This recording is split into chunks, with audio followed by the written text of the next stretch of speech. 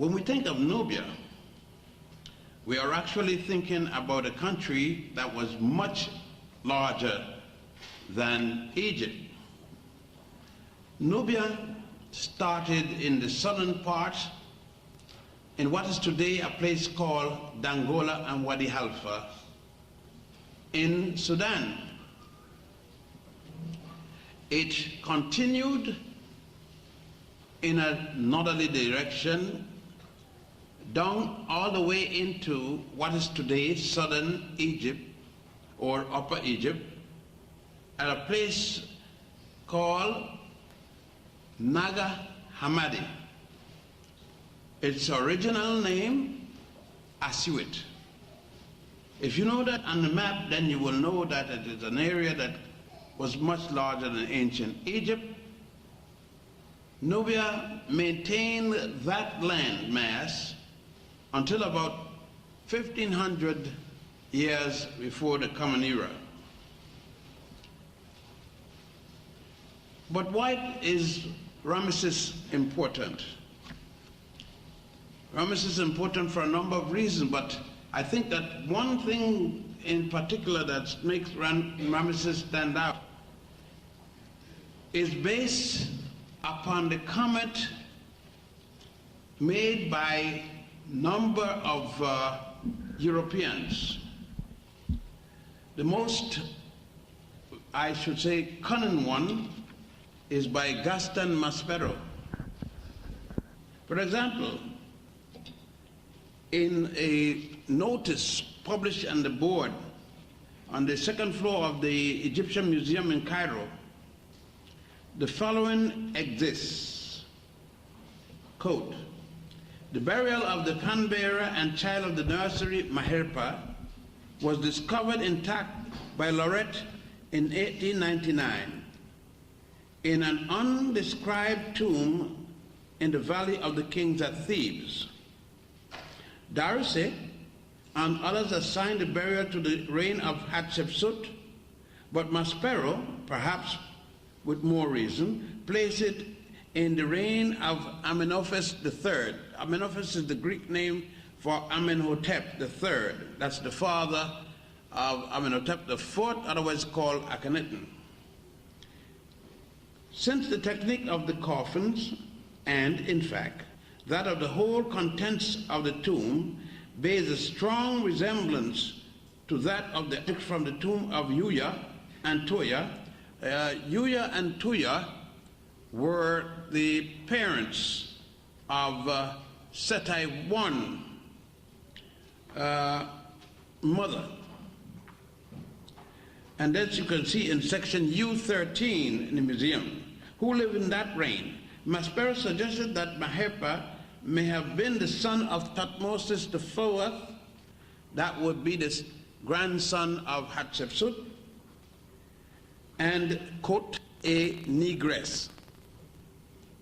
At any rate, on the copy of the Book of Dead, found in the tomb and now exhibited on the walls of this room, and that's the museum's room, Maherpa is depicted with his face black instead of the normal red. A detailed examination of his mummy, which showed that he died at about 20 years of age, also showed that he was negroid, but not actually negro.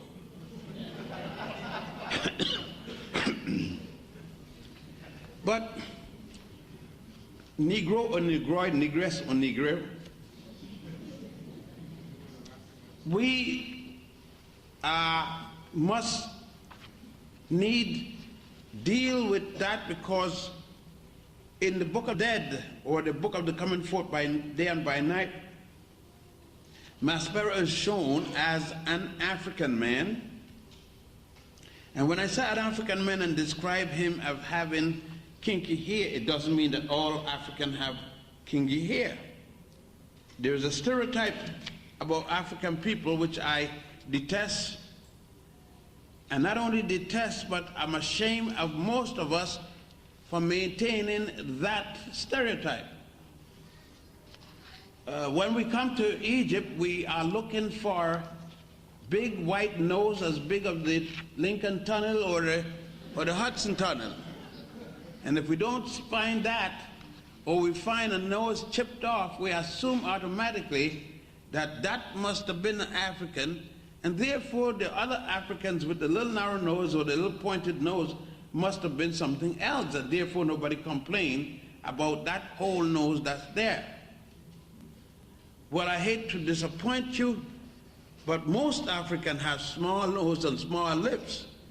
To the contrary, lips such as mine, succulent as it is,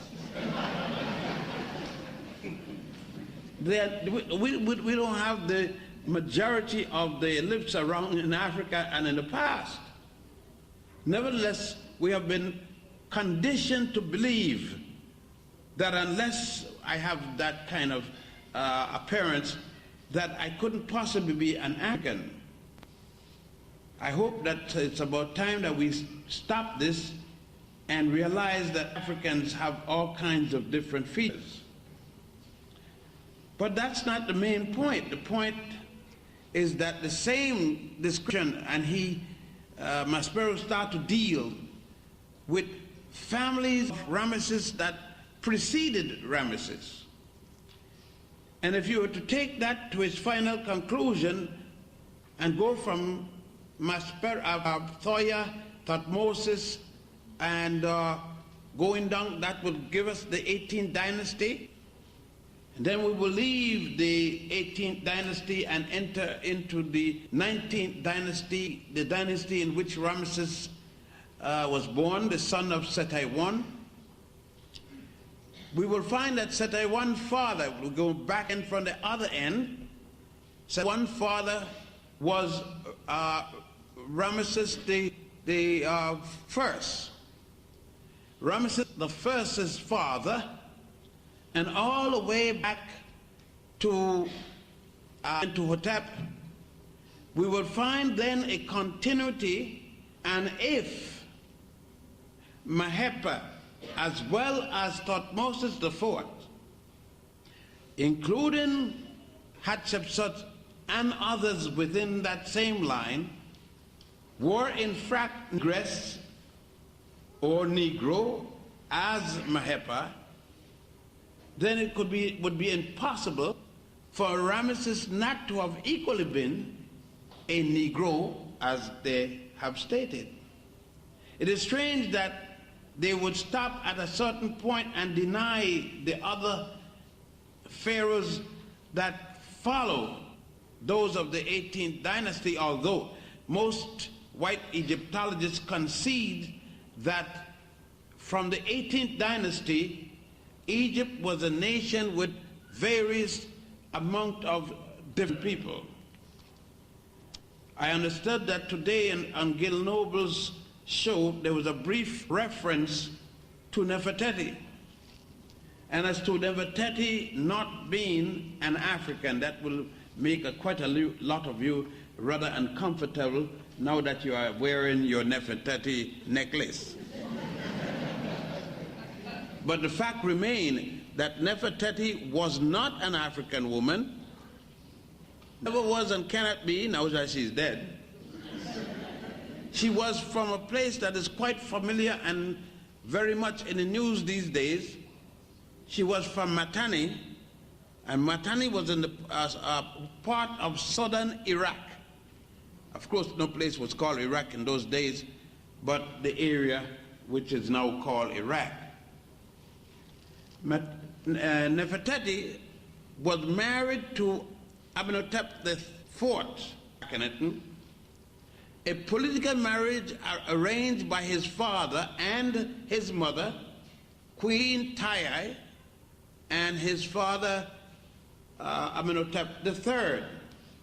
I just brought that to bring us into proper perspective, because when we are dealing with these individuals, we need to know more about the background and who is or was that particular pharaoh or queen.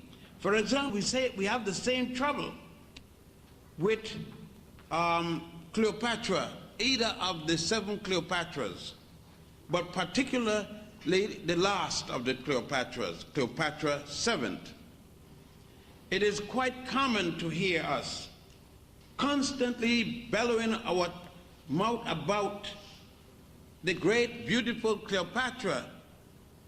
If she was beautiful, it would matter not to me, because she had nothing to being an African more than she was born there. She was born in the continent, no one could deny that, the records show, but she was the daughter of Greeks, Macedonian parentage on her father's side, and on her mother's side she was Persian. Nothing to do with Africans. Unfortunately, again, we run away with a little part of a story. Put me in the mind of staying there in Egypt and seeing master Egyptologists come by the thousand, never been to Egypt, don't know when they land, if they landed in Nova Scotia or they landed in South Africa, but they got their groups which they're leading in Egypt. So we have to look very carefully to see what we're doing, because Cleopatra, the seventh as well as the first, descended from Ptolemy the first, who was in fact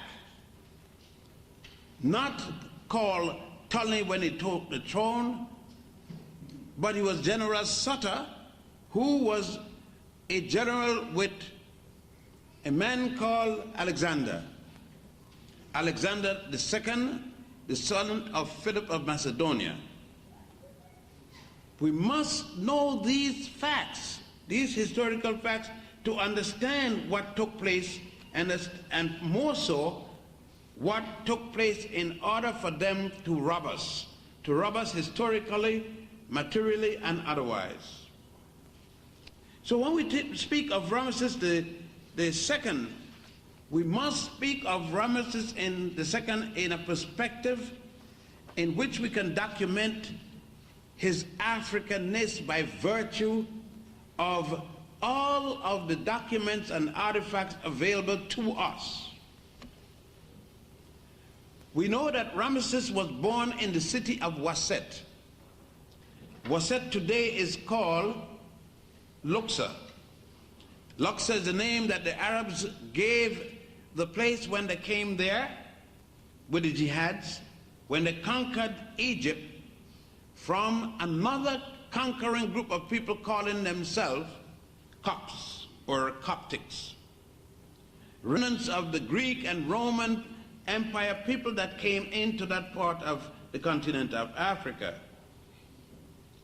Waset was before that called by the invading Greeks, Thebes, Thebes, on the west side of the Nile, that they call Thebes, the rolling hills of Thebes, or Valley of the Kings.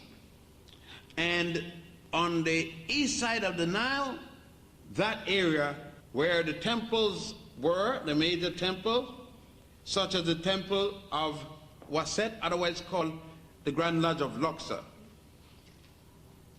The next point we know very vividly in terms of the documentation is that Ramses was born, Ramses II, and his father, Setai I, both of them were born in the vicinity of Waset, not far from the great northern temple of Warit, W-A''RIT, now today called Karnak, also by the Arabs who changed the name from Warit to Karnak. What other factors do we have in identifying Ramses? It's important because if you have gone to Egypt, particularly with any one of my tour groups, you would have seen numerous statues purporting to be that of Ramses II. I prefer to take the statues or any one of the 4 statues on the face of the rock-hewn temple of Ramses II at Abu Simbel, as the one most looking like Ramses. Why? Because Ramses himself participated in the hewing out of his tomb and the sculpting of his statues.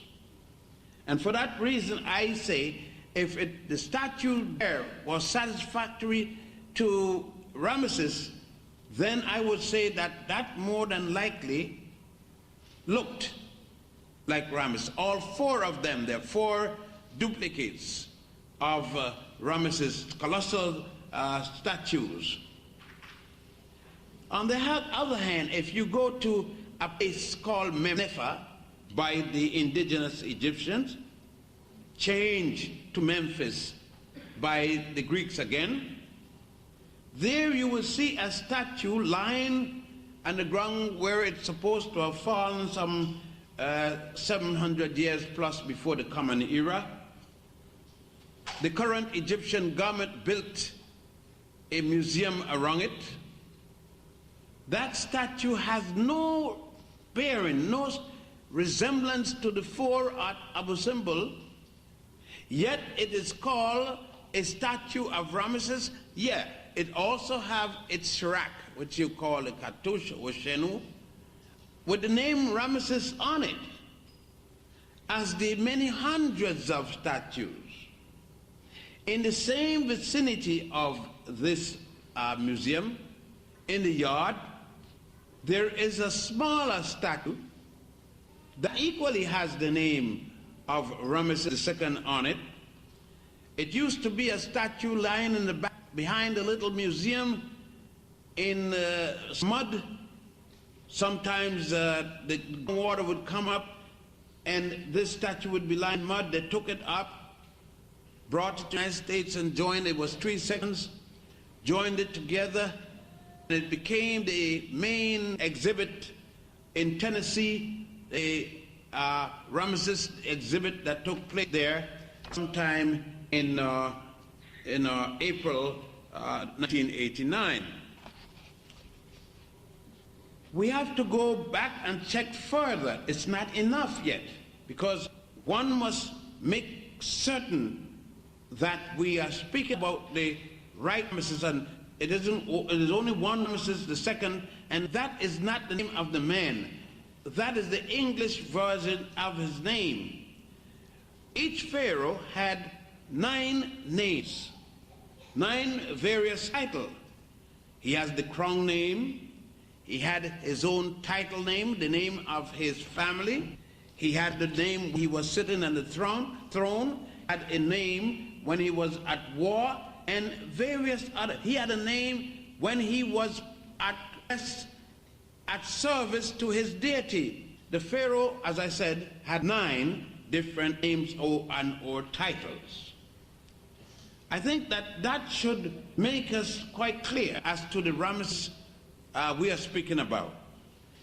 In turn, why I am identifying this man Ramses in this manner is because of his affiliation, not an engagement of marriage. He didn't select his bride as many other pharaohs' bride was selected to avoid war between the state of Egypt and another state. Therefore, in the case of Ramses' selection of a wife, Ramses selected a Nubian woman to be his wife by the name of Nefertari, not Nefertiti. I just mentioned Nefertiti shortly, the imported wife of Amenhotep IV, Akhenaten. Now I am speaking of Nefertari, Nefertari II. Nefertiti, the wife of Akhenaten, means the beautiful one. Nefertari, the wife of Ramses II, means the most beautiful one. So I need to make that we get it clear so we don't make a misunderstanding of which. Now she was Nefertari the second, because there was a previous Nefertari way back in the 6th dynasty, and even Egyptologists, Western Egyptologists, conceded that she was an African. So when we start to talk about this, I jot down a few notes in one of my lecture on the Ramses exhibit to let you know what these facts are. We are speaking about Usa, and there is no proper way to pronounce the Medunecha today. Why? The ancient Africans along the Nile, in not one of the languages left us, use any letters that you can consider to be vowel sound. They use only consonant as surely to get sounds. There must be some kind of phonetical sound they use to make those constant verbal. However, we do not know them. And when you hear individuals going around say that they're speaking Egyptian Medunecha, if they had used castor oil and go to the toilet, the sounds would be equivalent to what they're saying. It would have equally the same meaning. You can write it, you can read it, but you can't speak it. So all the hustlers that are telling you that they speak in Medunecha, take it for what it's worth. So when I use the term, I too am adding vowels to give you a phonetic sound. For instance, when I say Usa, USR, there is no E in there. The E is assumed. I could have said Usir and add an I. So when I say Usa Mat, it will be USR, next MT, there's no A, Ra, there's no A, it will be R. Setup, STP, instead of SETEP, and N would be just an N, and Ra again would be R. So you see, when I say Usa Mat Ra, Setup Ra, I could pronounce that in that manner because I have introduced vowel sounds to mean something as the Europeans had done. What I'm doing there is to give you sounds that the Europeans wrote, not that the African did. Son, and then son of the son, Ranesem Meri Amen. Ranesem Meri Amen would be his father, which the Europeans call Setai I.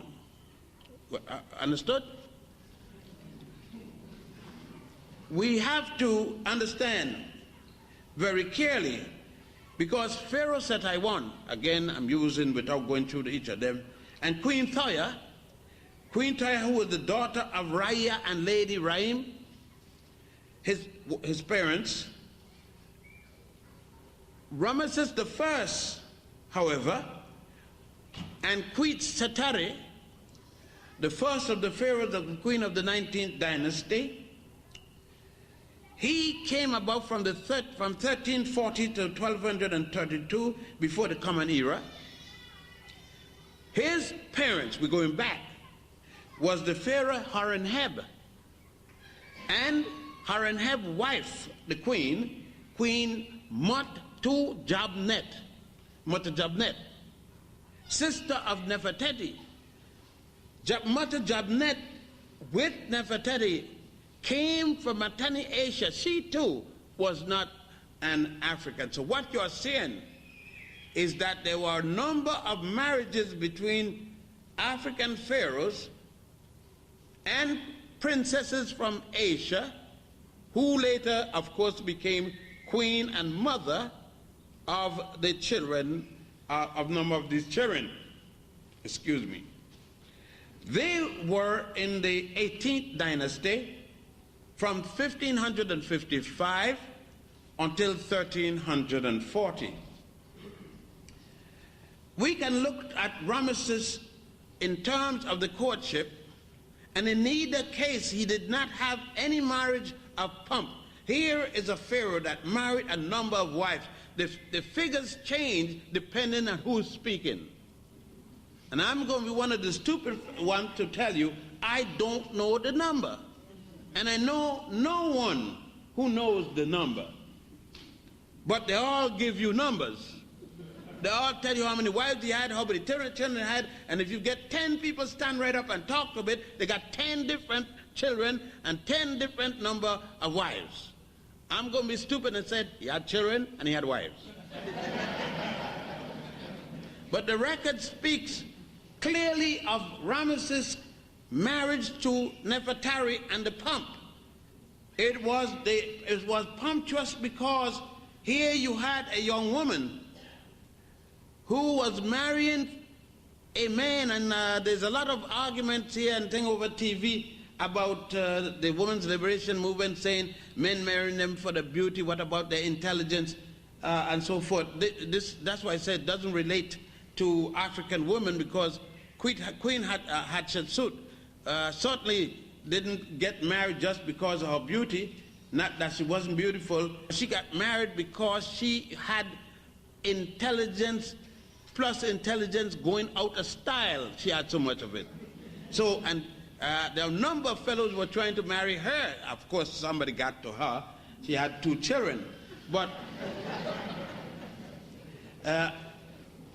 Nefertari II was a brilliant woman who ran Nubia. Her father became ill, an invalid. She had ran the state for at least 5 years, in charge of everything in the state, including the army. So when Ramesses married this beautiful one, he equally was marrying an intellectual. He married a woman who was the commander of her armed forces, and a woman brilliant in every respect, so that when Ramesses married her, immediately he placed her in charge of the southern part of the Egyptian empire. The major, for example, the major religious celebration in Egypt was brought to Egypt by this woman, this African woman. It is called, up to today, the Cow Festival, or the Opet Festival, O-P-E-T. The best example of this festival you can see in the temple at Waset, the temple of thieves, or Luxor, also known as the Grand Lodge. You will see that as you enter the temple on the right side in the court of past masters. Ramesses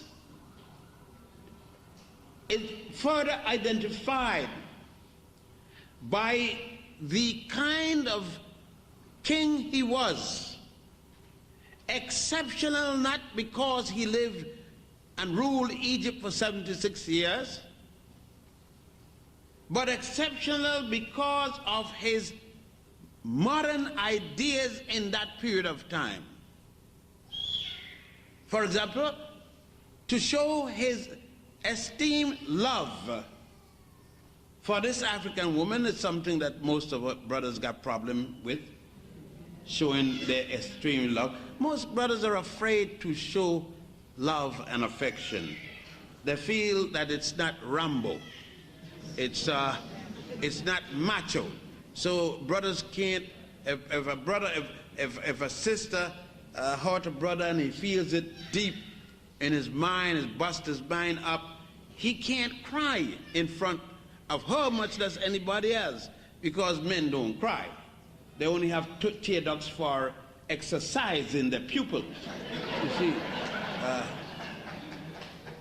But nevertheless, Ramesses cried and mentioned it, that he cried at many times, especially at the Battle of Sana, when he was fighting the Hittites for a number of times, and he thought that his god, which he called upon very often, god of resurrection, Osiris or Asaru, or when he dealt with himself and the god of the trio, and he called upon Amun, very often he cried.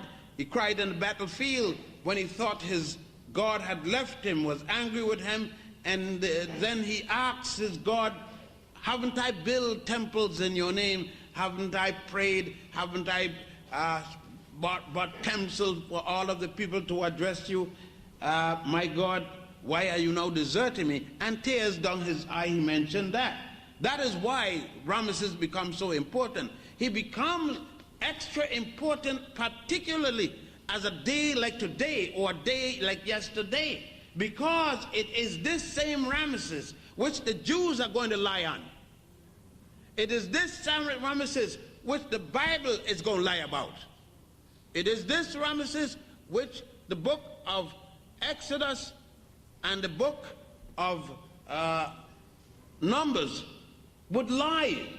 The writers, the Jewish liars, otherwise saying that they got word from God.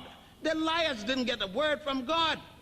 They couldn't have had a word from God and relate to Ramesses of having persecuted them, when in fact Ramesses could not have persecuted them, because when Ramesses lived, not a single pyramid was built.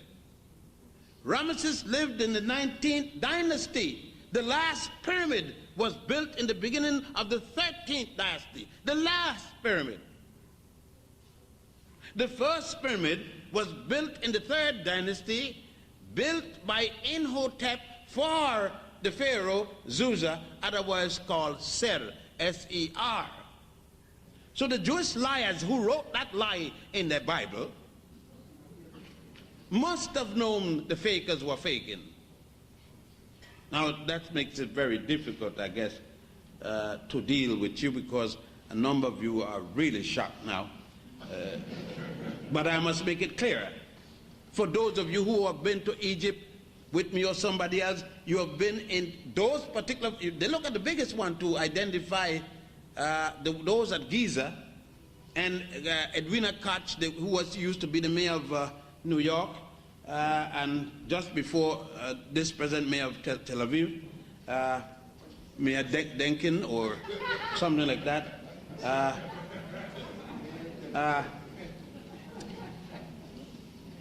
You have seen, you have been in the pyramids, you touched the walls of the pyramid, these particularly at Giza, and you haven't seen a single brick in the pyramid.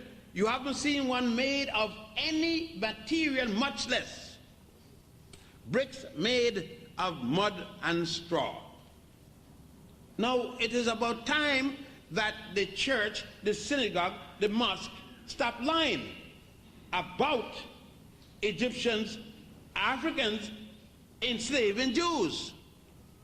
I'm fed up with it, and especially when black ones equally lie, African ministers, priests, rabbi, and so forth, because there has no relationship to this man called Ramesses. Yet he is accused constantly of as being the pharaoh of the Exodus. However, early this year in Montreal, a group of quote-unquote scholars, religious scholars, meeting religious archaeologists, meeting there, of course none of them was a black man, meeting there in Montreal, accepted and admitted a number of them were equally from the university in Jerusalem. And these religious scholars admitted that the Exodus, it was not a reality, but part of a mythology, a hoax, because there's no evidence, not a place where they were supposed to be in this Exodus. Is there any artifact found? Not a single artifact, not artifacts, one artifact found supporting the theory of the Exodus. So when we speak of Ramses II, we are speaking about an African that had been maligned, no less so than we are being maligned. And therefore it becomes very important that we know everything we can about this man, because we're not defending Ramses II, we are defending our history. It just happened to be Ramses II, just like when most of you had done agree that Idi Amin was killing all the Jews in the world and killing all the other people in the world, all the people of Uganda.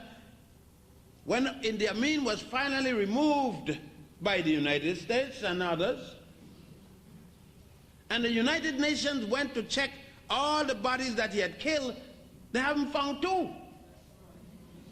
Dora Black, whom he's supposed to kill first, nobody ever knew of a Dora Black. But all of you were they're ready to remove Idi Amin for killing your cousin the Jews.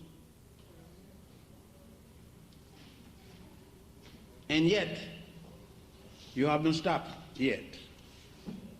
You haven't apologized to you, even yourself, for having accused another African for something which you hope he had done to prove, yeah, black people are all bad. You know what you said, and again, I wouldn't even go to the end of that statement.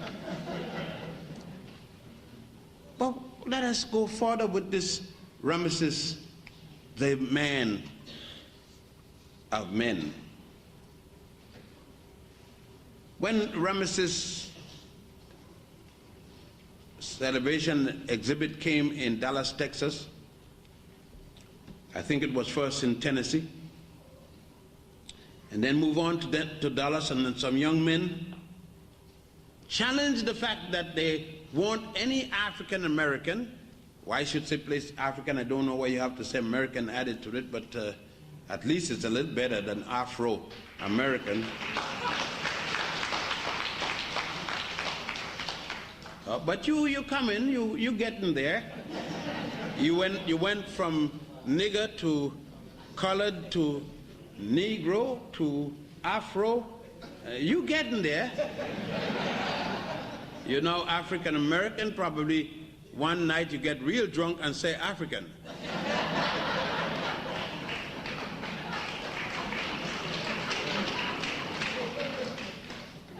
Another factor of this, we have gone to every temple related to Ramses or his father, Seta-1. We have seen scenes of the Battle of Kadesh, scenes of all kinds of wars fought by Ramses the young prince with his father Seta-1, or fought by himself in lead as the king after the death of his father in 1298. And nowhere have you seen one scene, one frieze of a Hebrew fighting, or Ramesses fighting a Hebrew. Nowhere have you seen any scene dealing with the Red Sea going out to the Indian Ocean and Africans dying while Hebrews just trotting across down the side of the precipice, going across and up the side of the other precipice. None of them dying, men, women, and children, old, young, all kind of different ways. But yet,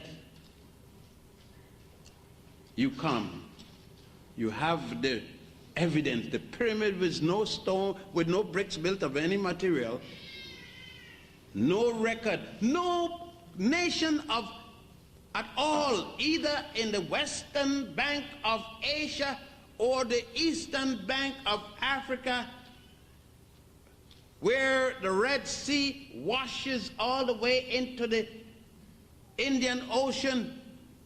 Not one single society mentions anything about a flood. Not one. But you continue to lie. You have become a liar equally. Because if you continue to repeat something as the truth, but you don't know whether or not, you have no evidence, you become the liar. Because then you want to lie equally, especially against yourself. But I understand you don't even consider yourself an Egyptian. You couldn't be you, since Egypt is supposed to be the Middle East, not Africa. I don't know Middle East of what. But again, maybe I can't blame you for it, because after all, you haven't written a Bible in a long time. There was a time when you wrote Bibles, at least your ancestors. But you haven't written a Bible from the time the Greeks got in the act. From the time the Greeks learned, and that goes for you Greek freaks too, you black Greek freaks. Yeah, I got to deal with you because some of you are Greeks. Black Greeks.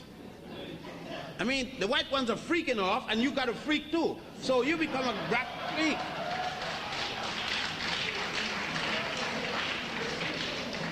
So I mean, you got to talk to you, this thing about the Alpha and the Omega and all that kind of stuff. I mean, you pick up all the junk.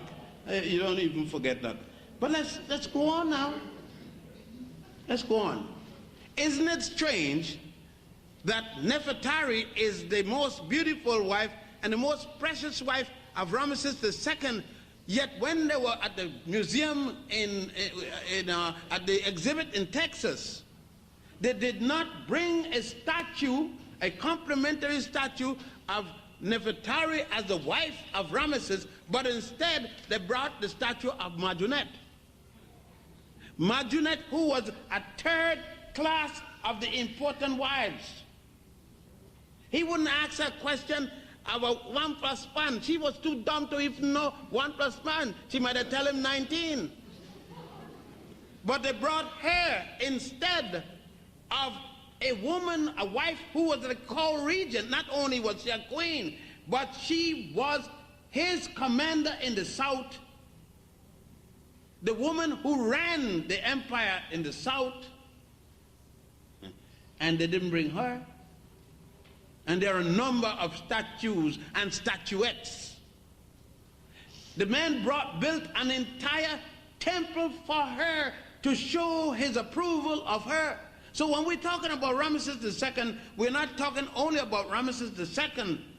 We must talk about Ramses and Nefertari simultaneously. And you cannot ignore Nefertari because from the time of her marriage to Ramses II, you were speaking about the two people jointly. You could not speak of one without the other, because just like the uniqueness of Pharaoh Akhenaten ruling Egypt conjointly with his cousin Semenkari. The only other time that it happened in world history was when Kwame Nkrumah was taken by Sekitore to rule Ghana jointly in honor of him trying to save Guinea, the night of independence from France, the eve of independence, when France even took the toilet paper from Guinea. We must understand this thing. I'm sorry, tonight we are doing a kind of academic lecture, but I feel that it is time that we start to present our material academically. And I don't mean academically in the sense of most of our African professors who are trying to get the approval of white academia. No, I'm not trying to get it. I don't care, give a damn about white academia. I spent umpteen miserable years trying to earn a living for my children and my family. So I'm not proud about it. You notice there's a big shebang going suit in Georgia. All the big academicians are invited. You notice one person invited is me, because they can't conquer me because they don't know what I may say next.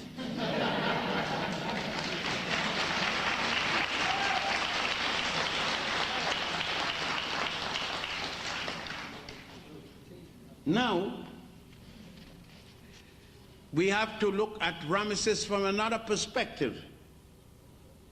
When he built the temple, and we have been told that, you see how this cracker lies? We have been told in the school all the time, at least I was, I don't know about you, that the Taj Mahal is the only expression of a royal, a king to his royal wife of the magnitude expressed in the Taj Mahal. And I believe it, sadly, because I was told that I must respect my teachers, and my teachers are there to teach me, and I must show them the best of respect and behave in a respectable manner. And I behave in a respectable manner while they were poisoning me. Luckily, I caught myself in time. But then, in 1939, I'm to go there and see these two illustrious buildings, and not built, by the way, from one stone and the other, done in a more illustrious manner, hewn out, pick and shovels and so forth, hewn out of the mountain. Two temples with 4 colossal statues 30 feet high in the one, and 4 more colossal statues 25 feet tall in the other. The one for himself, which is called the big temple, and the second for his most favorite wife, Nefertiti, which is called the small temple, there at Abu Simbel. But that was only in type of the celebration of the man, putting material as a symbolic use. But taking the same material in symbolism, extended to the spirituality of the African people of the Nile, because you remember, Africans never once expressed that they were religious. Africans have never been religious. We are spiritual. Quite a lot of it. Most of you are religious. That's why your God don't do a damn thing for you. Because you're religious, you go to church, you go to synagogue, you go to the mosque, you do all that, but you kill a man inside the mosque. You will kill Jesus if he come back. You will kill Muhammad and Allah. If they show up, you'll kill, just for a fur coat or a DC-10 or some automobile or a piece of anything, because you're religious. Sunday, if you're a Christian, you would not do anything bad, just curse in a low voice. Saturday, if you're Hebrew, you would rob your mama if necessary. And Friday, if you're Muslim, you will cut somebody's throat. All the rest of the week is free for all. You do anything because you're religious. But if you were spiritual, as Africans originally were, then every day, every hour, every minute, every millisecond, you'll be thinking, if you lift this here, there would be a spiritual reason as well as a secular reason for doing this. There'll be a material reason, and within it, you will see your spiritual identity in it. Thus it is that even to eat, the priests had to take a bath. If the priest put a piece of candy in his mouth, before he could do that, he had to take a bath.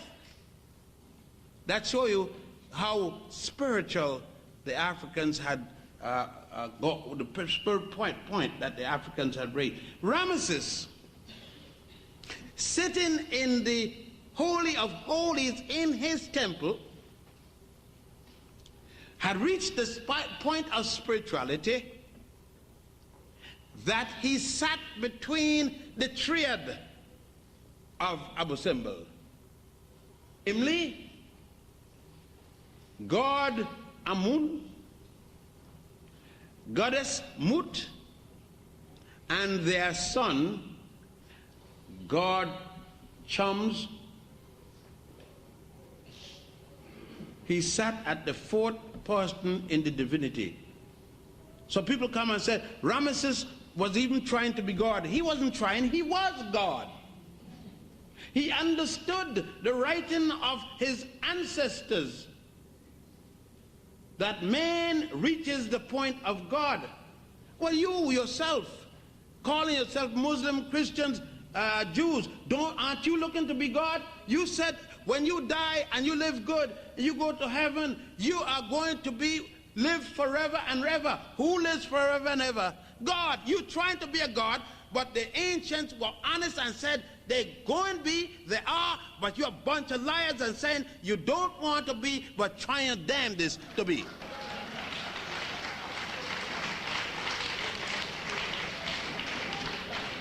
You're burning candles, you're doing all kind of things, trying to be. But you're taught to lie so much that you don't know when you're lying or telling the truth. You can't distinguish either. So lock up. Ramesses, on the other hand, sat there with the triad. On the entrance to his temple, he placed Rahurakti, one of the symbolisms of God Ra and God Horus. Rahurakti. Horakty.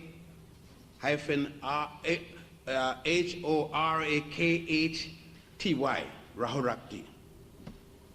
He's shown there, and one side, on both sides, appealing to God Rahurakti. In the temple of Setaiwan, his father, when his father died, he placed an extension to the temple, and there you see the creation of not only one Holy of Holies, but he placed 7 Holy of Holies, with the most sacred one being the centroid one. A good example of Ramesses, how he thought about himself and about his deity, is best expressed at a place called the Ramesseum, very close to the Valley of Kings. There Ramesses thought so much about himself.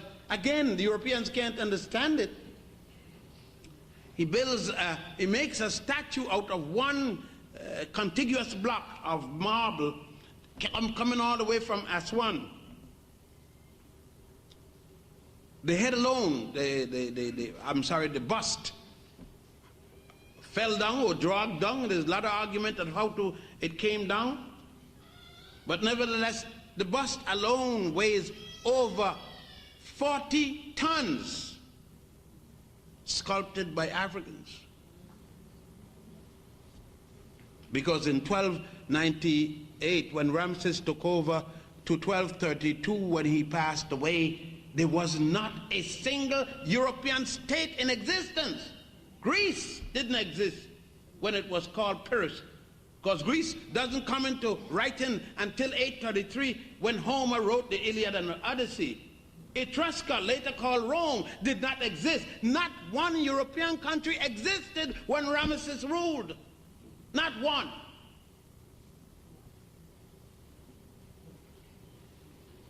And you want to be a Greek.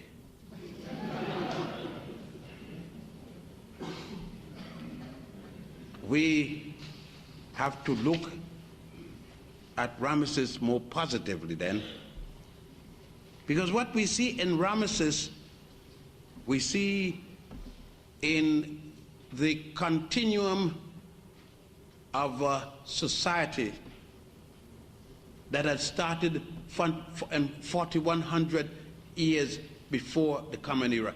Not Egypt was not started then. Make a clear distinction. The reunited Egypt started then. The pyramid era started then.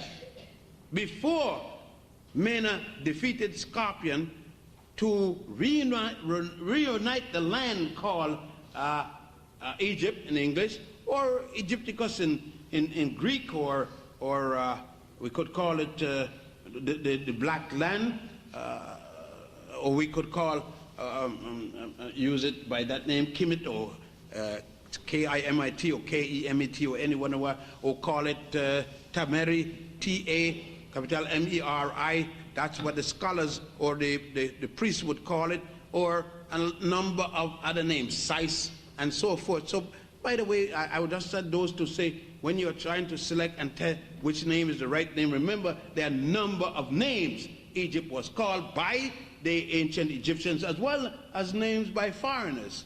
The one that most of you were known of was one dealing with the mythological story about the flood with, what's the fellow's name there? Noah and his family, with the myth about how black people came about. We don't go into that nonsense. But Miss Wren and all that kind of craziness, and now the Arabs add to it with Miss Rare and all that kind of stuff. Nobody asked the African anything about it, because at the time we couldn't do anything to Europeans. We had to take whatever they gave us after having enslaved us. That brings me to a point in Iraq, you know, because Bagman Bush, that's Noriega's Bagman, he said quite frequently, I heard him just last night, talking about he opposed strongly aggressors. I don't know what they call going into Panama. That must be a baby stroll. And when they went down into Grenada, that must have been doing the Lambeth walk. You see? With Guy Lombardo playing. You see? Well, we got to look to talk about aggression. They went and cut Colombia in two to make Panama. But they forget that Saddam Hussein remind them that they had taken a piece out of Iraq in 1925 and created a land called Kuwait. They forget that. For the sake of the people oil. They want oil? How the hell is that going to be their oil? Their oil is in Texas, California, Michigan. That's where the oil is.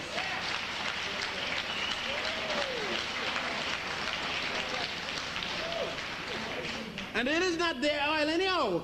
It is the indigenous people of this land oil whom they stole.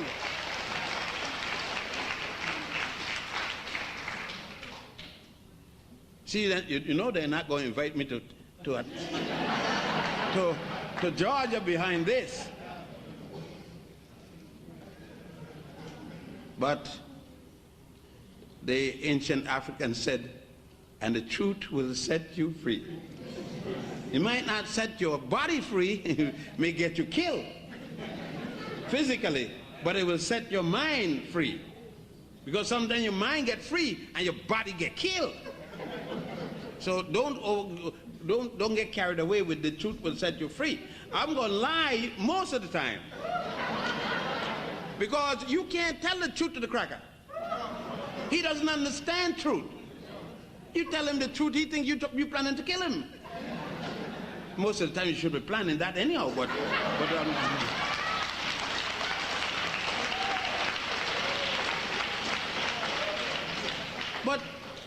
we got to deal with it.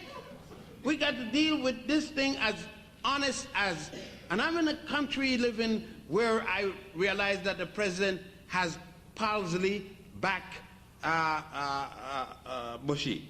Now, I understand it's $9 billion worth of backing.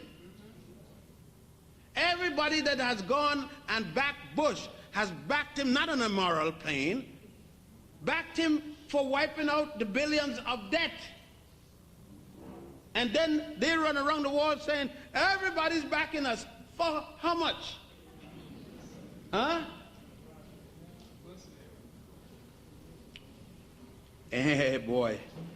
But it's a good day. Like the Indians used to say, the indigenous people, it's a good day to die. It's a good day. It's a good day to be born. It's a good day to be living, to see the hypocrites running around the world begging on their knees.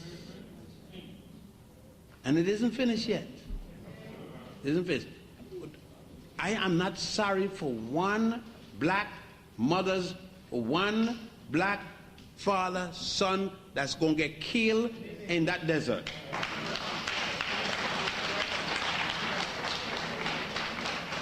If one was my son, he should die. He got a war in Washington, D.C. He isn't there dying for that.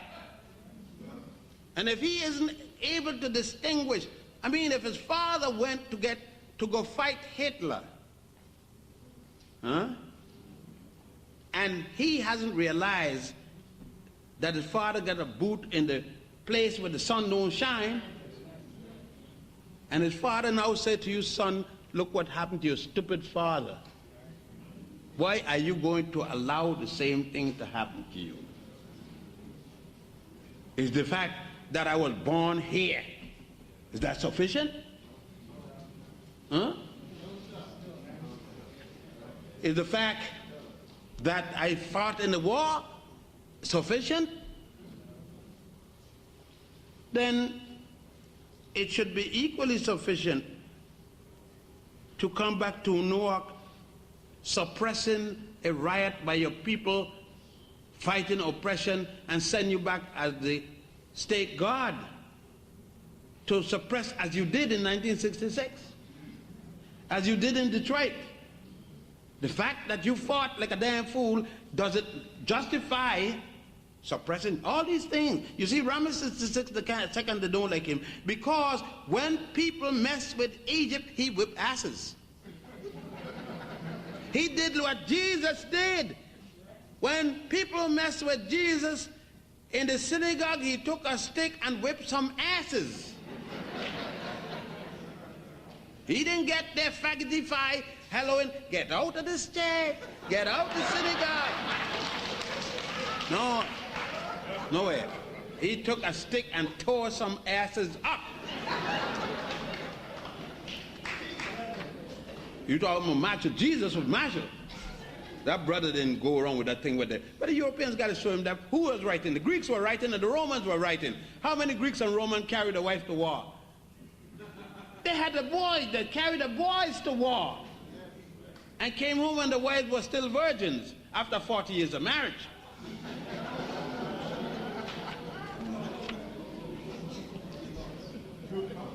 But Ramses now, look, Ramses, they are condemning Ramses. Even if he had the 200 women that they claimed, he didn't, not one of them was a virgin when they met Ramses. They may have been a virgin when they came to him, but he daren't show and let none of them leave there, no virgin. Huh? He was an African man. He wasn't a dummy like Adam. He knew. He knew what it was for. That's why he had over 200 children. And that's another feature about Ramses that a lot of brothers need to learn. Then a lot of brothers in our community need to take a course from Ramses, how to deal with a woman. Most of these brothers think they're women. No, they got to get down there. They don't mean, use the word faggot, but what else should I say?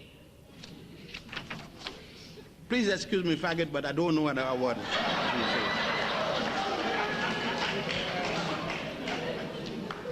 And I go for bulldoggers too. I mean, look, if we're going to, the point is this. If we're going to clean ourselves, as we say, then let's clean ourselves. You know, then let's drive about it. See, I'm too old to be trying to look for favor and things like that. Excuse me, old people that you don't want to be called old. Senior citizens. And you all can stay there with that stupid term, but I'm old. It got nothing to do with being cold. Sisters, if any one of you sisters think I'm just joking.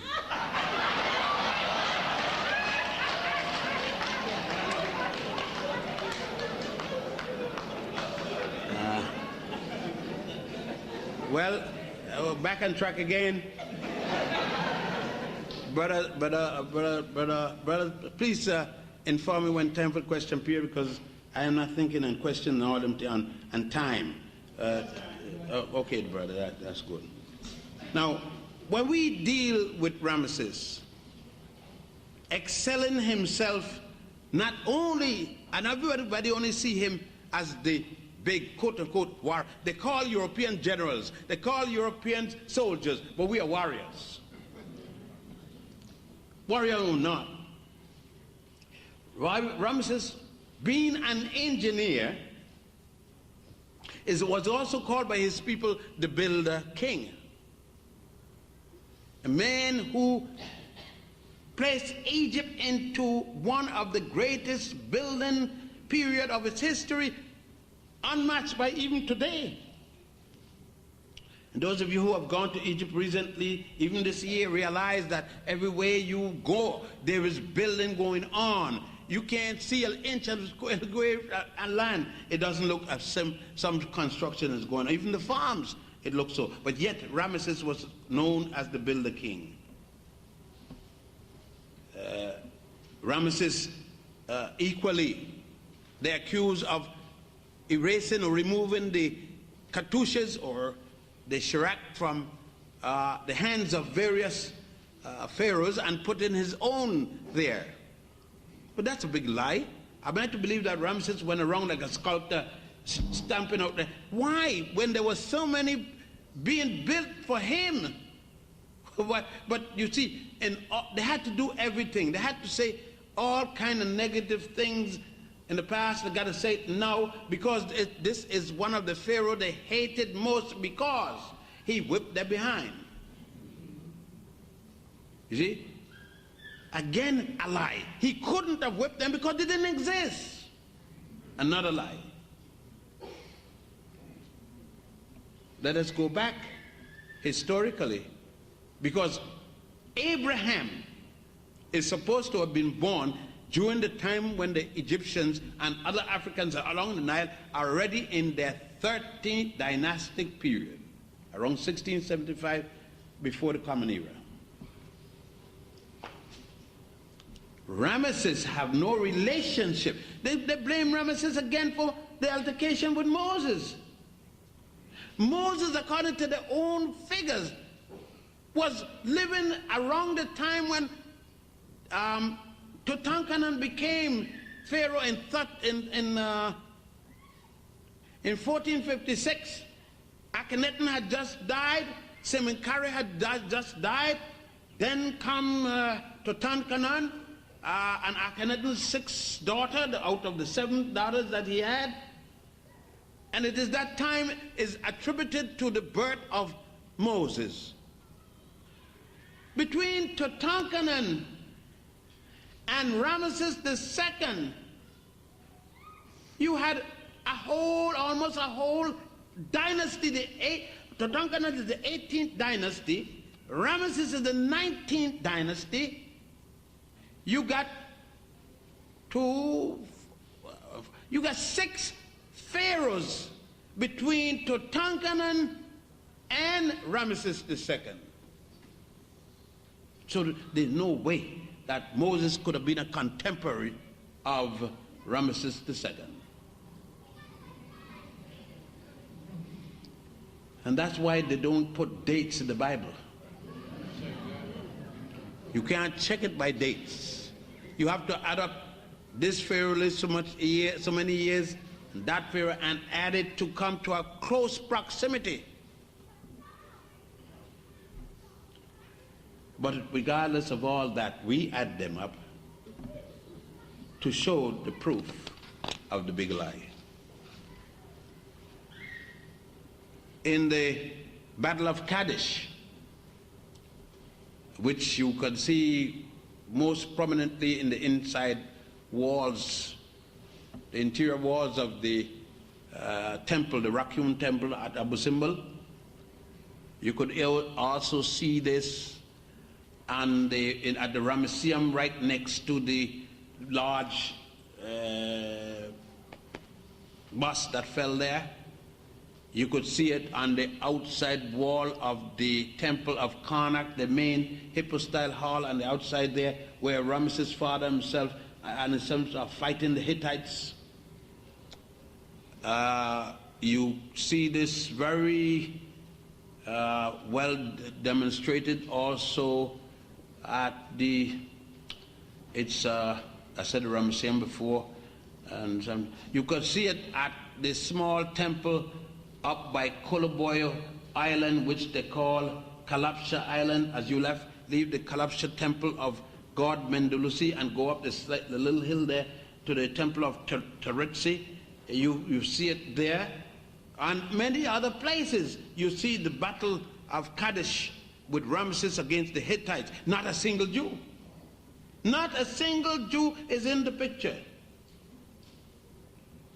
Although we are told that the Hebrew people destroy the people of Canaan, 7 nations to the last man, woman, and child.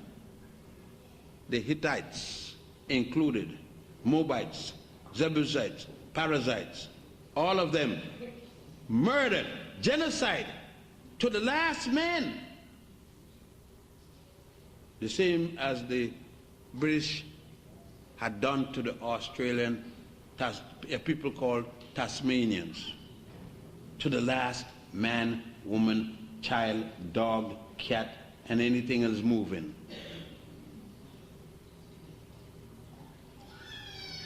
But when we talk of Ramses II, we must equally talk of ourselves. We must talk of ourselves because, again, the temple of Ramses II is a reminder of how we are lied in our architectural courses. We are taught of a shape called a Roman arch. Yet Ramses built the granaries of his temple with an arch. There was no room.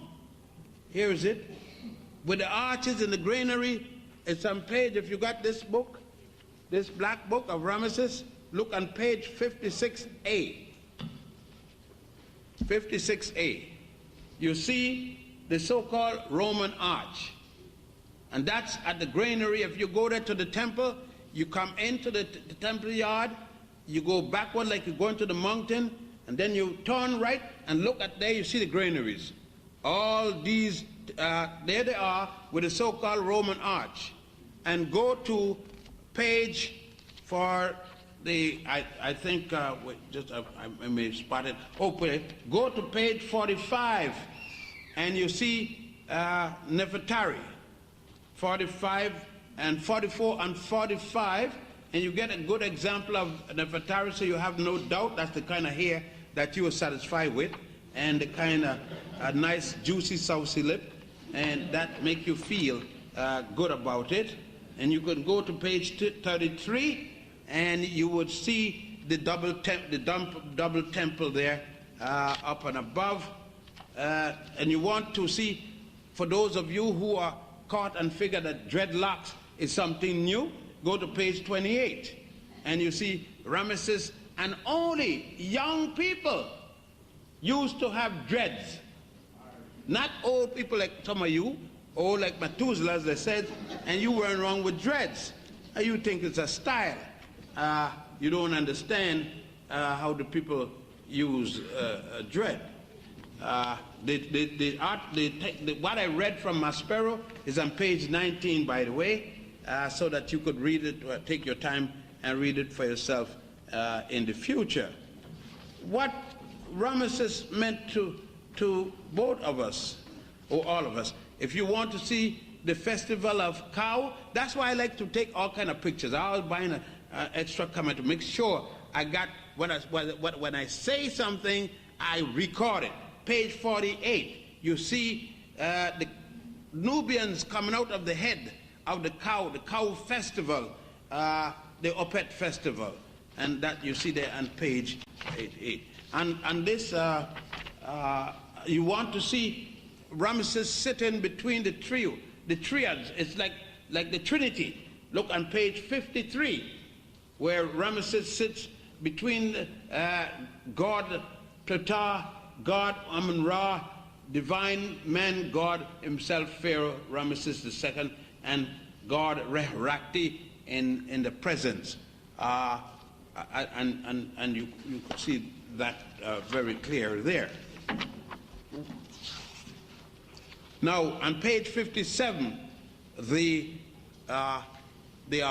bust of Ramses II is up on the top, and then you could look at the bottom picture and get an idea of the 2 feet of Ramses and understand what you're talking about in size, in the sense of size.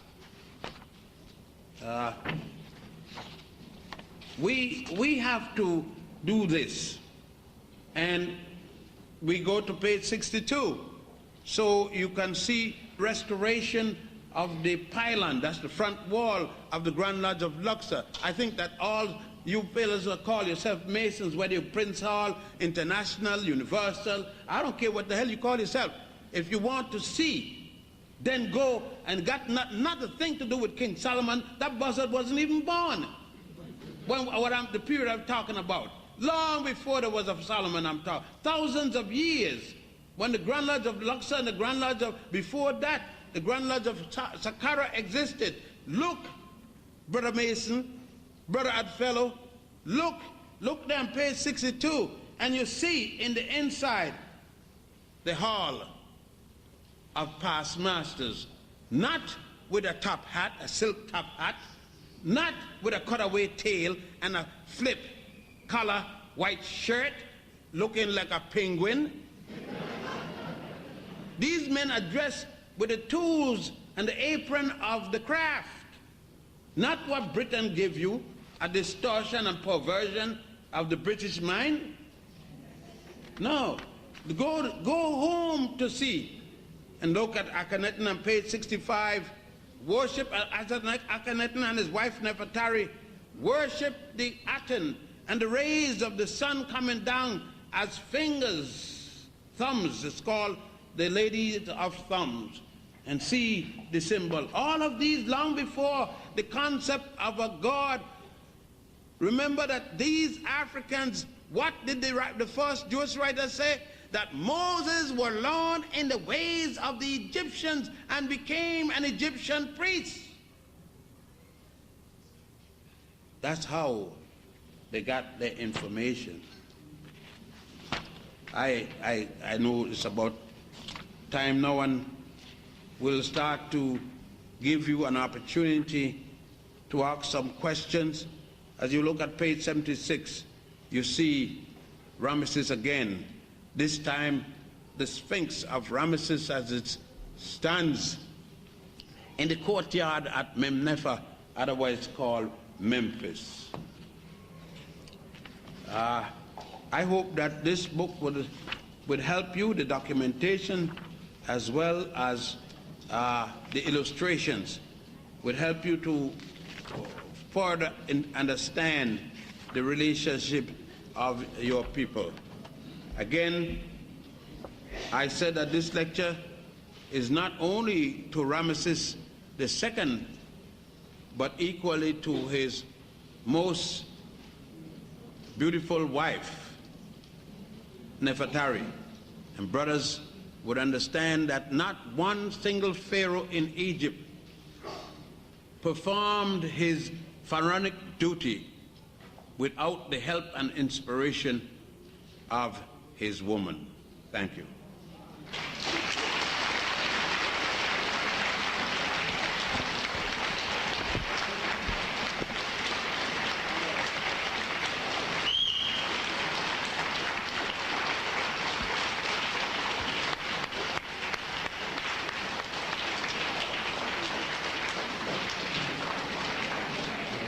Thank you, Dr. Ben. Please don't leave. We still have a lot of work to do. And you'll have an opportunity of asking Dr. Ben some questions. Whilst Dr. Ben is resting, we have a number of responsibilities. Sisters and brothers, please keep it down. Kindly be quiet. She just celebrated a birthday. Today, our confusion about Hebrews and, as we say, the original, is it true that the original Hebrew was an African, and that the people who are now called Jews, the Europeans who call themselves Jews, were converted to that religion, for lack of a better word? Thank you. Well,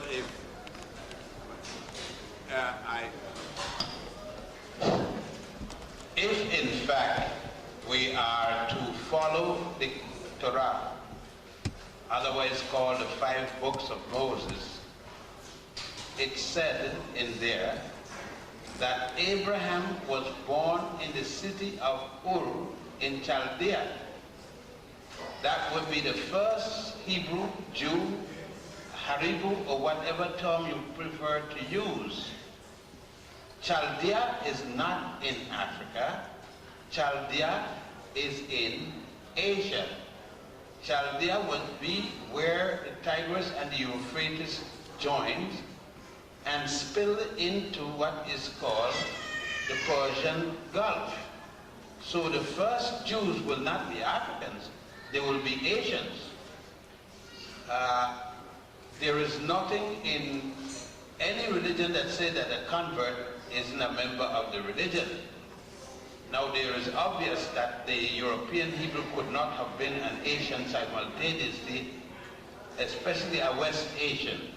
But there is nothing in Judaism that says that the original Jew was black, pink, white, green, or technicolor. That is the fact. That's the only thing I can report. Anything other than that, and as I said, if you want to know documentation about the Hebrew people, the source of that documentation is the Torah. And then I refer you to the Torah. And the Torah stated what I've stated. You can draw whatever conclusion you want from that.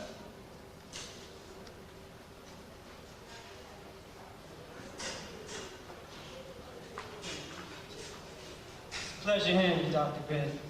I have a question about what you said a couple years ago, maybe recently, about heaven between a black woman's legs.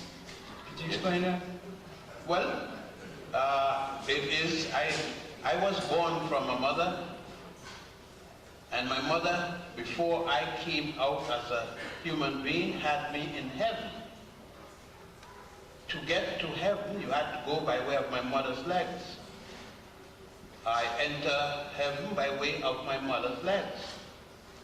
So it is up my mother's leg where her placenta is. I remain in that placenta from the time I entered as a sperm that fertilized the ovum until the normal length of time, 10 months, not 9. 9 months is this visible sign that the woman sees. 10 months is the period of gestation. I came out at a certain time and left the womb. It left heaven. I know that heaven, another heaven, is just at this present time a theory. Until I die, I will find out if there is another one.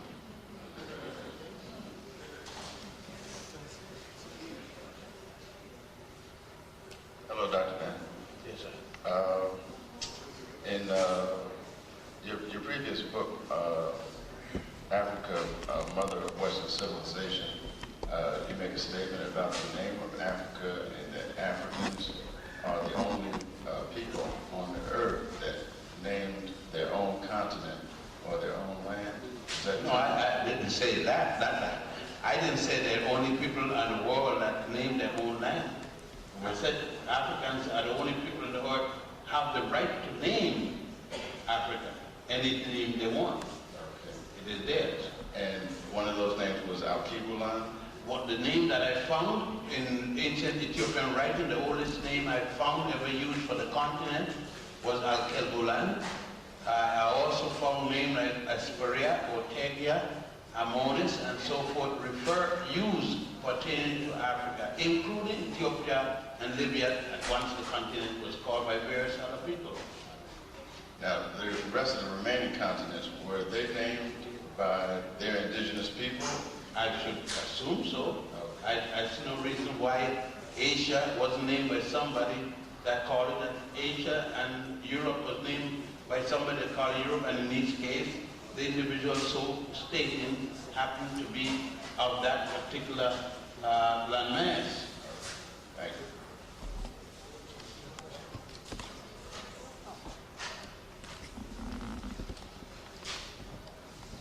Hello, Dr. Ben. Yes, sir.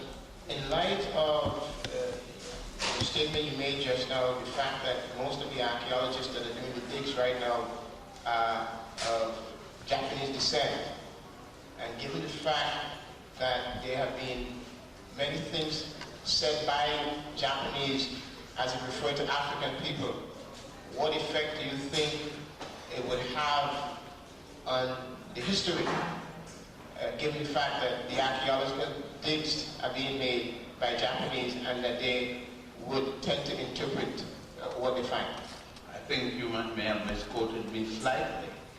I said that right now, of the archaeological teams in Egypt, the Japanese have the largest contingency as a nation. That means, if you take all the, there are 48 teams of archaeologists right now in Egypt. Japanese are one of the 47. But if you take the Japanese as against all of them, there'll be a minority. However, they have the largest, let's say there are 150 archaeologists out of 47 teams. The Japanese would have at least, let's say, 30. That won't mean that it's out of the 150 Japanese, there are only 30 that they're going to make this, control this everything. The Japanese cannot control anything if you came there and also was an Egyptologist, or if people looking like you would also come there. I don't care what the Japanese say. I think the Japanese have a right to say all kind of crazy things about black people, because we sit on the side and procrastinate, curse people, but don't do anything. If a Japanese could come and spend 10 years studying Egyptology, then make a statement, bravo to him. Then we sit down a rusty dusty and just wait to complain that he talked. He couldn't say a word if we were out there doing it. There is no reason, no justification that I should be the only person out there with 6 Nubian brothers digging our guts out to talk about our history while everybody else sits in a beautiful air-conditioned room and copy from another cracker book.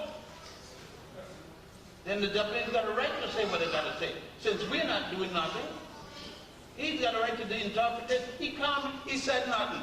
If we are out there doing it and digging and writing, he would have been scared to come and say anything. So whatever he's saying, it becomes, all right, the Japanese just came and said, oh, what do you want? How many of us tomorrow isn't going to buy a Toyota?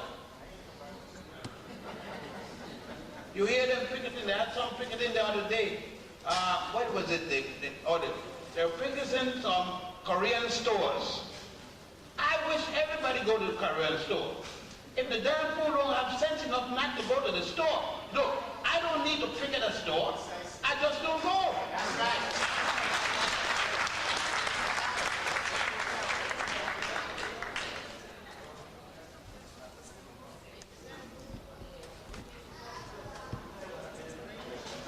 You mentioned that pharaohs had 9 names, and I was wondering if that had any relationship with, is it the what is the spiritual relationship with the cosmology? Or what is the significance of the pharaohs having 9 specific names? I think I named some of them, but not what their names are. Why did they have those names? Is what I said I give some of the reasons. One was his throne name. One was the name when he was fighting, his war name, and when he went to war, as it's called, the chariot name. One was named when he got married. One was named when he was a boy, prince, and so forth and so forth. When you talk about cosmology and so forth, I don't know what most people mean by that. they're going into this Western hocus pocus, and I don't understand hocus pocus too well. But if you would, to speak of a cosmological name, most people would not be speaking in terms of what I'm speaking about. I would speak about cosmology in the term of scientific dimension, like I would speak between astrology and astronomy. I don't understand when people are talking about whose sun is in what moon and what, that's pure garbage, and I don't care who is the astrologer.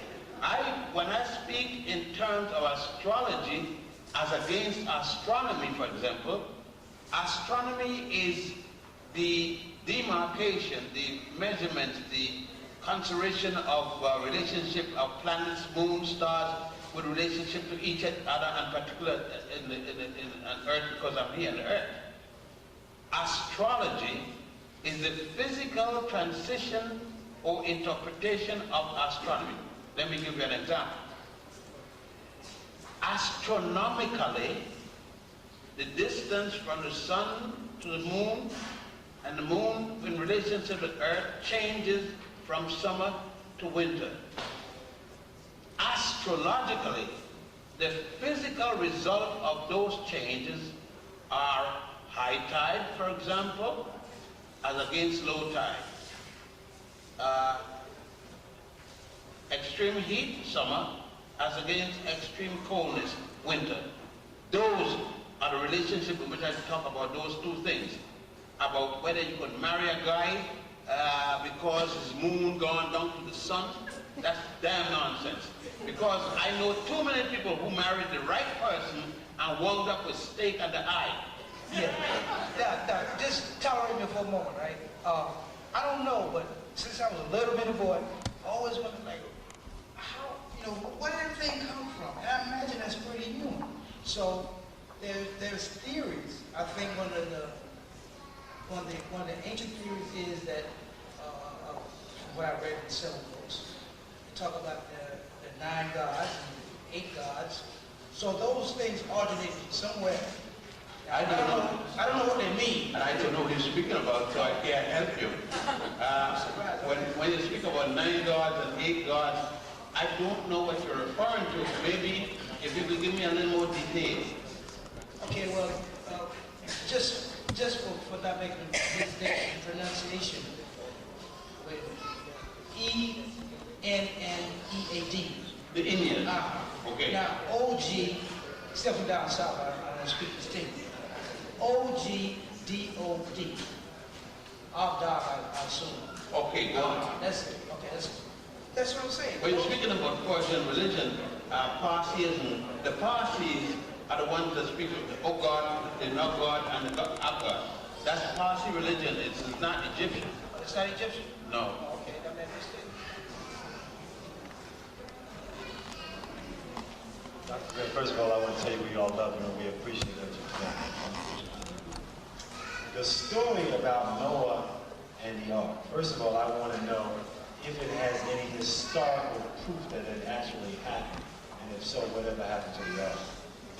Well, the ark was among Ararat until they start making airplanes and helicopters, where people could go up and see if there was an ark. As soon as they made one and they fly over, the ark disappeared. And the ark is gone and never come back since. Now, stop for one moment. The world went to an end. Leave Mr. and Mrs. Noah and his family, and their family, their children.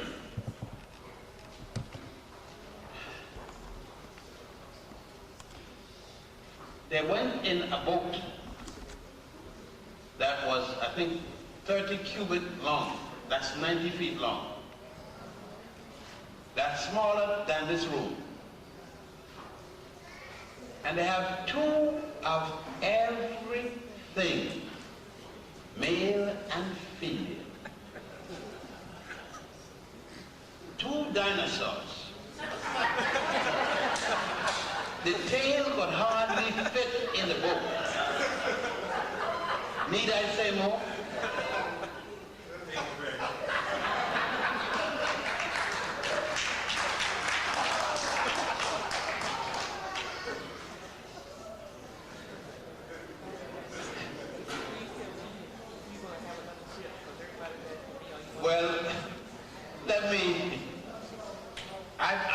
apologize for a statement I made last week. I apologize not that the statement was incorrect, but the understanding needs some correction. As you know, I've been making tours from 1957, but the tours increased in amount in about 1967 or 78 or something with Richard, with a group from California called the NOS. Then I started to make, increase the tours, increased to 2, increased to 3, 4, and now 5 a year. Any one of you who have taken a tour with me know the work and know you work. I am now 72 years of age, and making the tours take a toll. I, without consultation with anyone, felt that I had to stop somewhere because of something I have to be. Unfortunately, I can't tell you yet. A major project that I have next year, which will be advertised the world over soon. It's a very large project. I thought that I would stop making tour. I can't make any tour next year except this major thing that I'm doing. So I will not be making any major tour next year. I will not be making except the thing that I am doing, which will have touring involved with it.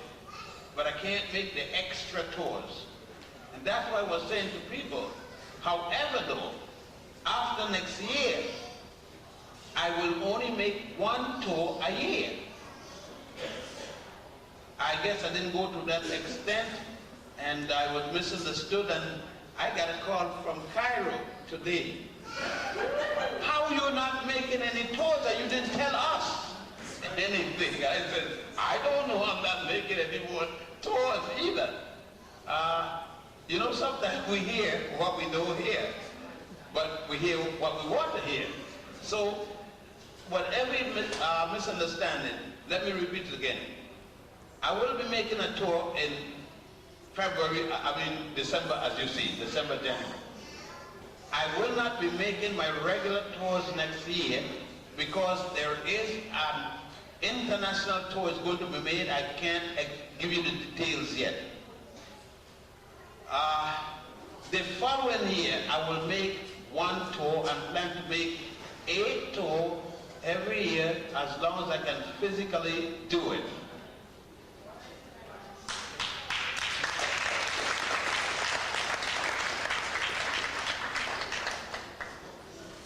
Yes, ma'am. Hi, Dr. Ben. I would like to ask this question. Since I have become somewhat conscious, I find myself missing something when it comes to religion. Okay, there's a spirituality in me that is crying out to be, for lack of a better word, nurtured. Do you recommend any type of reading, any type of spirituality groups or anything like that? Thank you. I would recommend reading anybody's writing and what the person's view is about his or her involvement. But it is not reading that is going to make your spirituality. Let's say that you have a man, whether it be your husband or your boyfriend or whatever, or you have a child, whether it be your naturally born child or adopted child. There is where you can make your spirituality.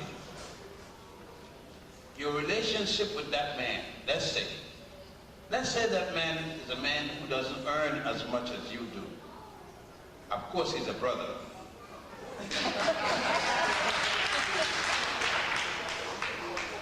Now, your spirituality is understanding that he cannot earn, by and large, like the white man, of the same economic, the same social, the same educational background. If he does, he's lucky. But the society isn't kind. Now your spirituality is understanding that he can't give you a saber coat and give you a a $10,000 diamond ring and a Mercedes-Benz. Okay, your spirituality tells you that this man could offer you a linen coat, very nice though, and he could offer you a nice apartment. He may not be able to offer you a palatial apartment. Your spirituality tells you that he can't afford 6 children and that you got to work with him to have children, but to balance the amount so that you just don't have the children, can't feed them. That's your spirituality. Spirituality isn't something that you're going to read. Spirituality is something you're going to live. Inside, spirituality for me is to look at a sister. I like to deal with human relationships and look and say, oh, I want to be with her in bed, and say, no, I can't do nothing for her.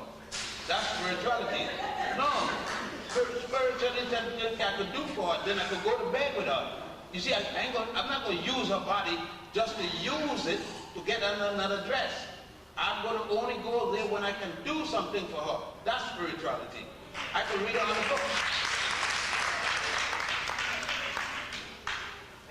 Yes, sir. Good evening, Dr. Ben. This is my first lecture, and I got to say that I'm glad I came because I heard a lot about you and your knowledge of African history, and I'm glad I came. But I do have one question I'd like to ask you, and I wish you would clarify me if I got it wrong. You mentioned that the Muslims and the Jews and the Christians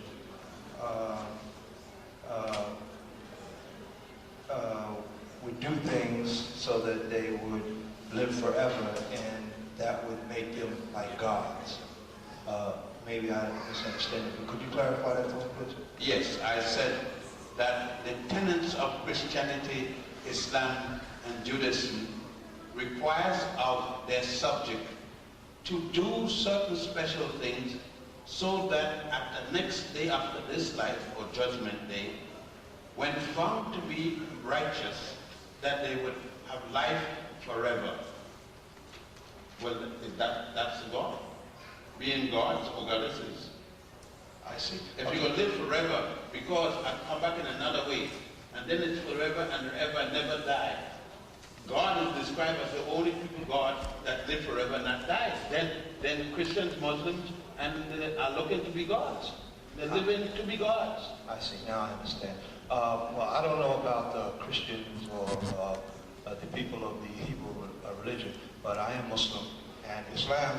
I am Muslim too. Alhamdulillah. Assalamu alaikum wa rahmatullahi wa barakatuh. Thank you very much.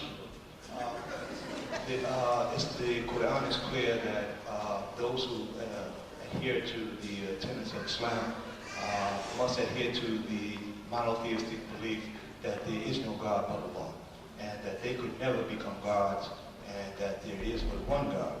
And my understanding of you would agree that that is the teaching also of Christianity and Judaism. I am not sure. And also of Akhenaten, long before Muhammad, long before Jesus, long before Moses. I see.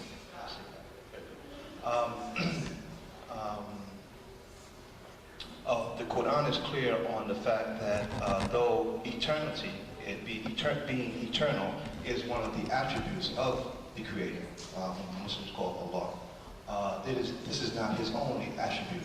So even if the case was that if we live forever, that would be considered eternal. That would not make us qualified to be the one created in one essence, seeing as He has more than that one attribute of being eternal.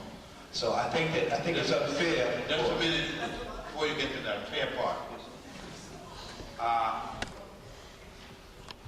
What philosophical and theosophical basis Islam rests? Does Islam have a Jesus as a prophet? Islam, yes. Does the Quran speaks about Jesus as being a prophet. Does Islam have Moses as a prophet? Yes. I must clear one thing. I am not an Islamic scholar. I am just a Muslim. These things that you're asking me, I have little knowledge of, and that which I can answer, I will try. Well, then how could you say I'm unfair if you are not aware of the basic philosophical and theosophical concept of Islam? Then you are not in a position to say that I'm being unfair. Well, I am aware of the basic philosophical. But then you. I'm not a scholar. But then, being aware of this, isn't it a fact that Islam has adopted the teachings of Moses? When you say adopted, isn't the teachings of Moses equally a part of Quran? The Quran mentions Moses, and it mentions him as being one of the prophets of Allah subhanahu wa ta'ala. Now, is the Ten Commandments, announced by Moses equally belonging to Islam? The Ten Commandments? Yes. That I'm not sure of. I hear a lot of people saying yes. I do not know for sure. I know that the Quran mentions Musa alayhi salatu wasalam, and it mentions him as being received the Torah, from Allah subhanahu wa ta'ala. If he received the Torah, and the Torah belongs to the Hebrew people, Moses as a Hebrew received the Hebrew Torah in a place called Sinai Peninsula, in a land called Egypt, in a continent called Africa. Am I geographically correct? I believe so. Like I say, I'm not a no, this is geography. This is. Yeah, I'm not. I want to clear that up right now. I just want to let you know that Islam, like Christianity, like Judaism, are copying, are mimicking what Africans did. What is the role of Hadsad Kubad ibn Rabad to Muhammad ibn Abdullah? Could you mention that person? The name of the person I call is what is the role of Hadsad Kubad ibn Rabad, otherwise called Bilal? That may help you. Yes, thank you. What is the role of Bilal besides calling Muhammad to prayer as the first Muezzin? What was his role to Muhammad? I am not knowledgeable on his Have you ever heard of the man that was in charge of the nation of Islam under 3 caliphs? The man who was in charge of the nation of Islam? He was the head of the nation of Islam under Muhammad, under Abu Bakr, and under Umar the Great.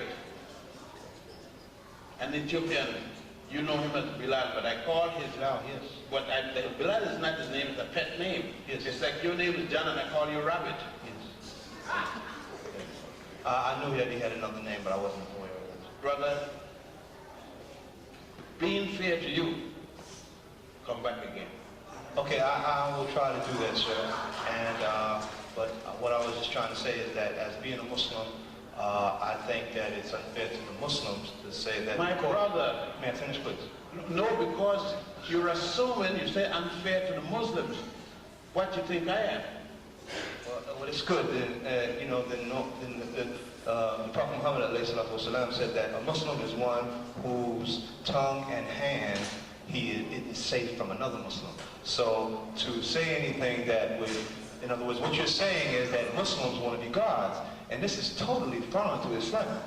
Because this is maybe a concept of another religion, but Muhammad ﷺ, he came trying to teach the pure monotheistic belief, so that mankind. Muhammad told you that? No.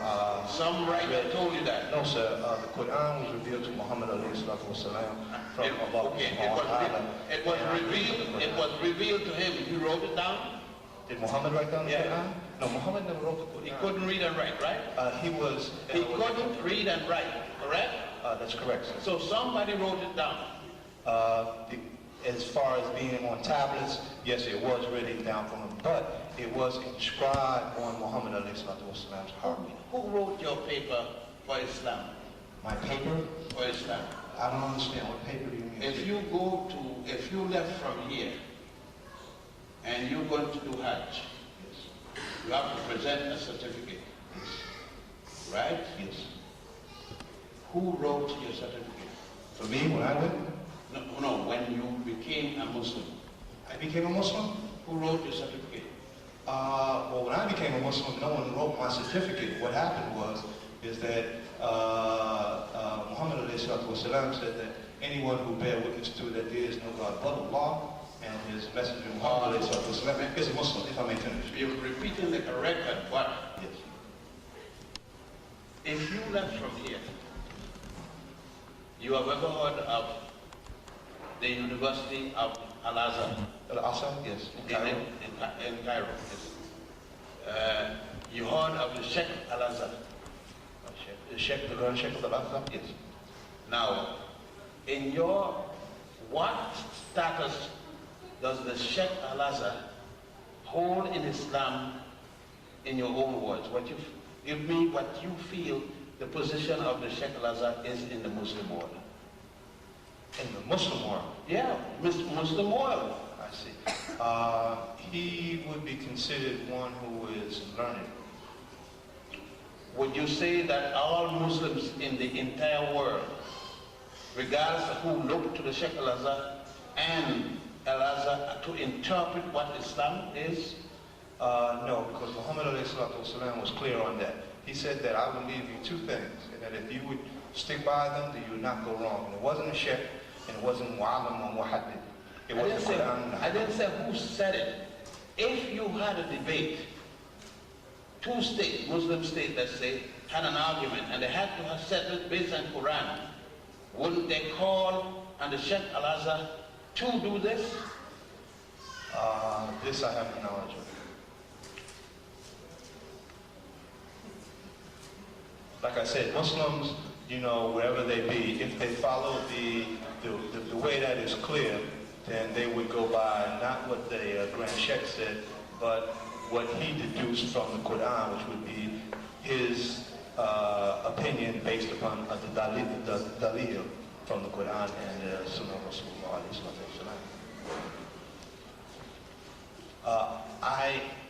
I am not, my point was, sir, that I just want to make it clear that Islam... Would you like to read this? Okay, I just want to make it clear that Islam is believed in one God and that there is no God but Allah. Read it aloud so we can get it. This is in Kulun Arabiya. I wish I cannot read. Okay? If I can read it, I can. Give it to Dr. Ben. It's in all Arabic, and I'm not a scholar. I'm not a proficient in Arabic. My premise for being up here was that, I just wanted to state that Islam is clear on the fact that there are not many gods, and I just wanted to make that clear, so that's all. My brother, thank you for your time, sir. You may differ with me. No. I said, you may differ with me, and I may differ with you, and I do differ with quite a lot of people. Just as the Shiites, this was Al-Mahdi, and the Al-Mahdi differ with the Sunni, and so on in interpretation.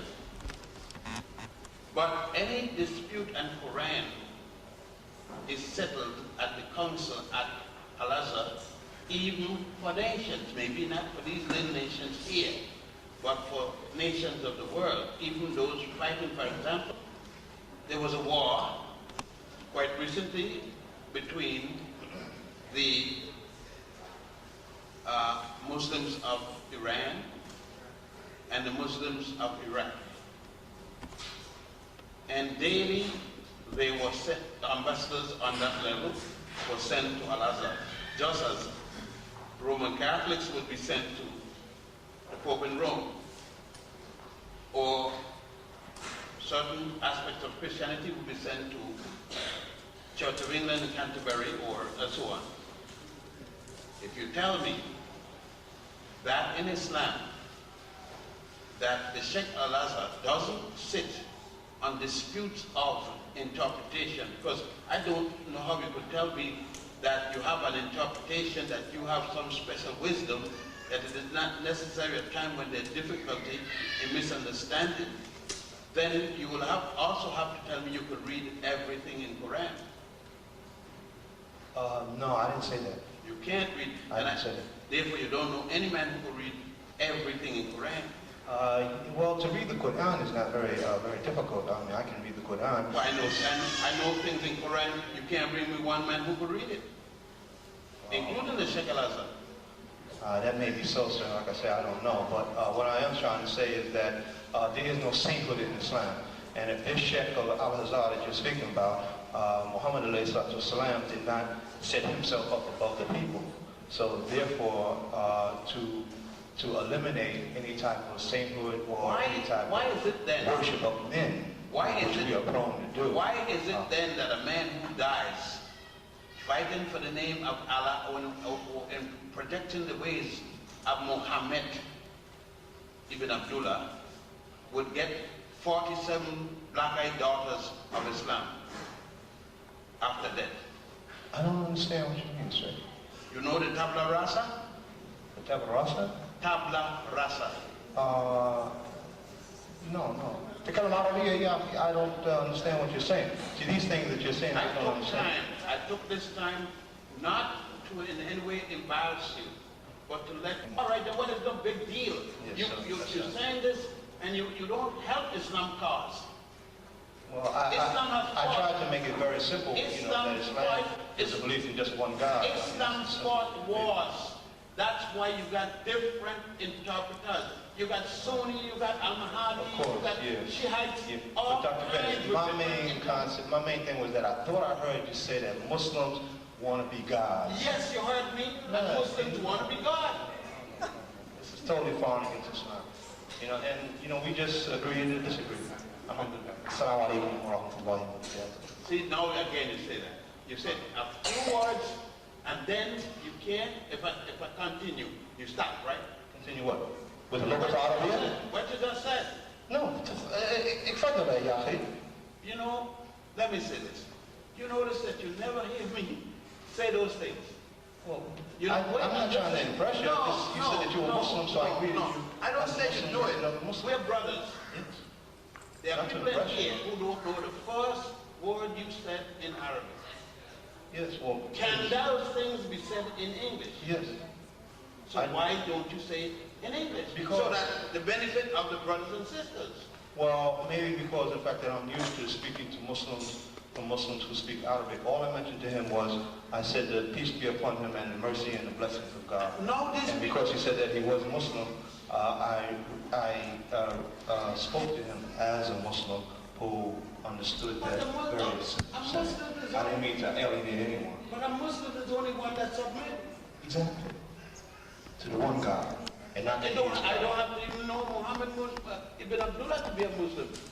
I don't have to know Muhammad to be a Muslim. Exactly. As long as I submit to God, if I didn't know Muhammad lived, I'm a Muslim.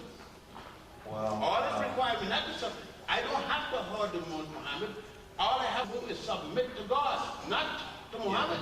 Yes, and so to God is from the Quran. And the Quran says that in Muhammad is the best of examples. He's the best example, but I don't have to know him. As long as I submit to God. This is the kind of interchange, exchange, and intercourse you can get. But I think that we all benefited. Dr. Ben, just two things before we go on. Would you kindly tell us the paper that you showed the brother, and just explain your relationship to Al-Azhar? Well, I showed the brother my Muslim paper. The paper which when I go to Jeddah, I would present this paper at Jeddah. It has the signature of the current Sheikh Al-Azhar.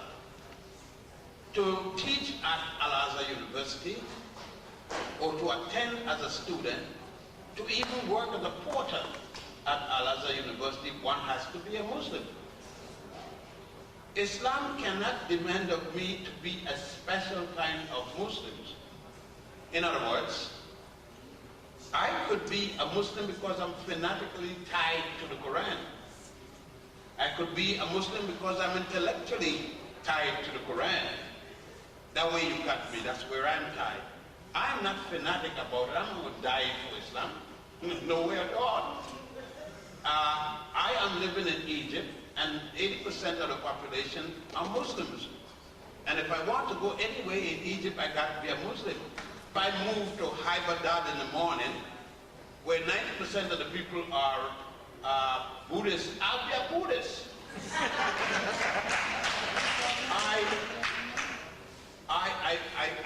You see, I am not fanatical about anything, because they would kill me as a Muslim, as they would kill me as a Christian, as they would kill me as a Jew. But I do anything, join anything to perpetuate the African.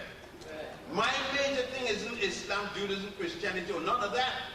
My major thing is to protect the whole from whence I came, up the legs from whence I came, and that's the black woman. And if I got to join the Santa Fe religion to protect her, I'll join that. Sisters and brothers, we should say thank you for that today. The tapes for the lecture are at the back. The tapes for the lecture at the back. And please make sure you call 645-3213 for Dr. Ben.